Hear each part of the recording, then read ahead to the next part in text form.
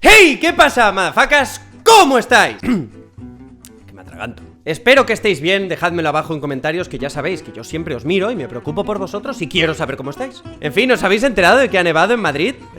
Sí, no sé si os habéis enterado por las 300.000 historias que ha subido la gente o las 800.000 fotos que han publicado en la nieve. Pero tranquilos, que ya estoy aquí por si no os habéis enterado, os lo digo yo. En fin, con todo esto de la nevada me he dado cuenta de que al principio la cosa es más o menos así.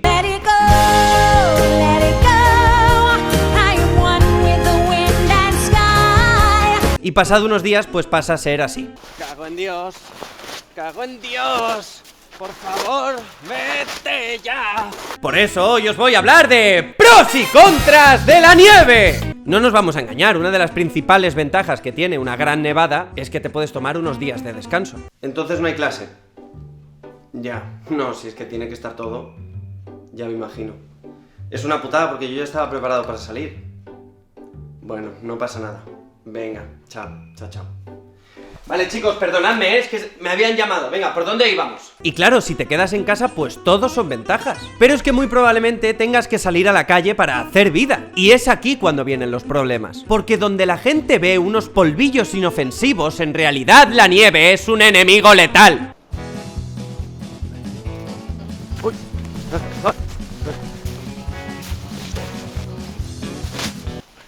Es que no me jodas, la nieve nos hace parecer gilipollas. Si ni siquiera los pingüinos son capaces de andar bien por ahí, hombre. Y mira, bueno, si eres hábil, pues no te caes y ya está. Pero ¿y si pisas en un falso suelo? Ese suelo que cuando tú vas a pasar por ahí tú crees que es sólido, pero que en realidad es una trampa.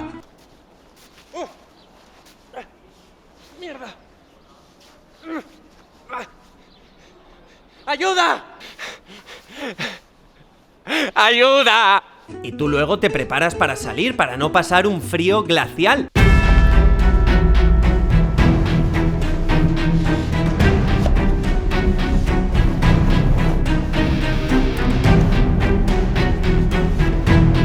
¡Hala! Preparado. ¿Pero tú te crees que eso a la nieve le importa? No.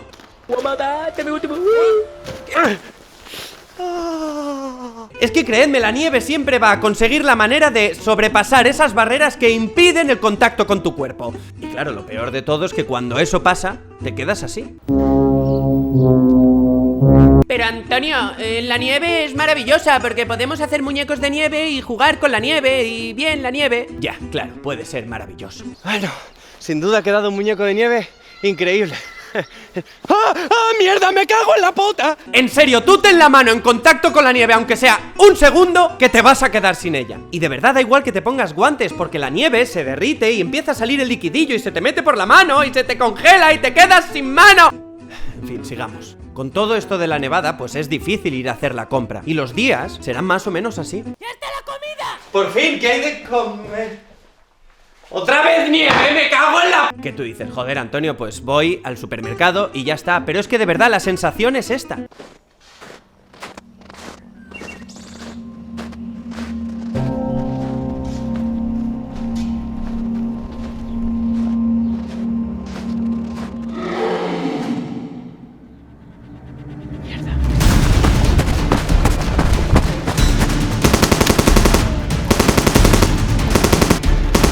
¡Llevaréis mi comida, hijos de puta! Yo el otro día fui al supermercado y no había nada. Claro, los camiones no pueden pasar porque todas las calles están cortadas y no hay suministros. Luego ya está el momento en el que llegas a casa.